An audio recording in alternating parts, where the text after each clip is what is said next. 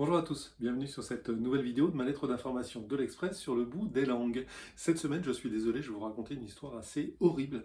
Nous sommes au XIIIe siècle, à la cour de Frédéric II de Hohenstaufen, je ne vous garantis pas complètement la prononciation.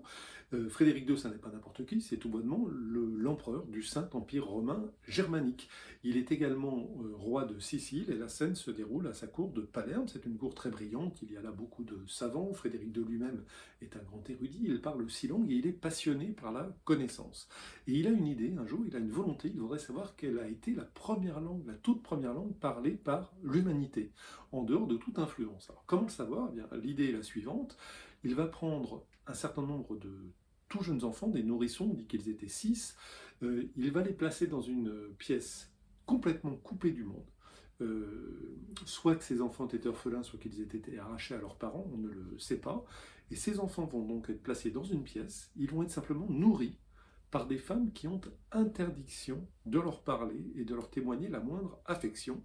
Et ainsi, se dit Frédéric II, eh bien, on va voir comment, au bout d'un certain temps, quelle langue ces enfants vont se mettre à parler spontanément, et on aura une idée de la toute première langue de l'humanité. Il se demande, est-ce que ce sera le grec, est-ce que ce sera le latin, est-ce que ce sera l'hébreu, est-ce que ce sera une autre langue? Voilà ce qu'il veut savoir.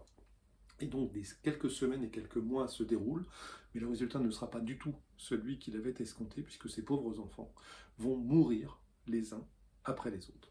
Et cette expérience nous apprend deux choses. Alors, on ne sait pas si elle a tout à fait existé, certains disent, mais ça a été inventé par les adversaires de Frédéric II, peut-être, peu importe. Retenons les deux leçons de cette expérience. La première, c'est que pour parler, tout être humain a besoin en fait de trois choses. Certes, un code génétique qui donne la capacité d'apprendre un langage, nous l'avons tous, nous pouvons apprendre n'importe quelle langue, tout individu peut apprendre n'importe quelle langue, ça n'est pas un problème, et ces enfants avaient évidemment cette capacité génétique, mais il faut deux autres choses. Il faut de l'affection, et il faut également avoir des échanges avec d'autres êtres humains. C'est comme ça que nous apprenons notre langue maternelle. C'est pour ça qu'une langue maternelle est très importante, c'est qu'elle est liée également à l'affection que l'on reçoit lorsque l'on est enfant. C'est pour ça, je le dis régulièrement dans ces vidéos, qu'il ne faut pas toucher aux langues maternelles, qu'il ne faut pas les écraser par une autre, mais qu'il faut les respecter toutes. Ça, c'est la première leçon. La seconde, c'est qu'il faut se méfier des théories sur la langue originelle. Parce que derrière cela, souvent, les gens considèrent que si leur langue est plus ancienne qu'une autre, elle est meilleure, elle est plus prestigieuse, et que du coup, leur culture et leur civilisation est supérieure aux autres. C'est exactement ce que pensait Hitler, qui croyait que l'allemand était l'héritier de cette langue originelle. C'est aussi ce qu'ont cru tous les colonialistes, puisque non seulement quand ils ont conquis des pays, ils ont voulu imposer leur langue, leur civilisation supposée évidemment supérieure à ceux qui étaient simplement les vaincus militaires de l'histoire. Donc méfions-nous des théories sur les langues originelles. Voilà, plus de détails comme d'habitude dans la version écrite de ma lettre d'information.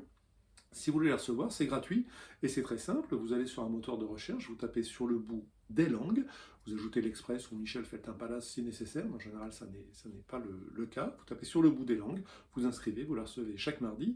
Si vous la recevez déjà, je le répète, pardonnez-moi, mais j'ai besoin de gagner de nouveaux lecteurs, faites-la connaître autour de vous et demandez aux gens de s'inscrire, puisque c'est le seul indicateur dont nous disposons pour savoir si ces sujets intéressent ou non les internautes et pour savoir s'il faut que je continue à écrire sur ces sujets. De vous à moi, vous l'avez compris, ça me ferait très plaisir. Je vous remercie beaucoup et je vous dis à la semaine prochaine.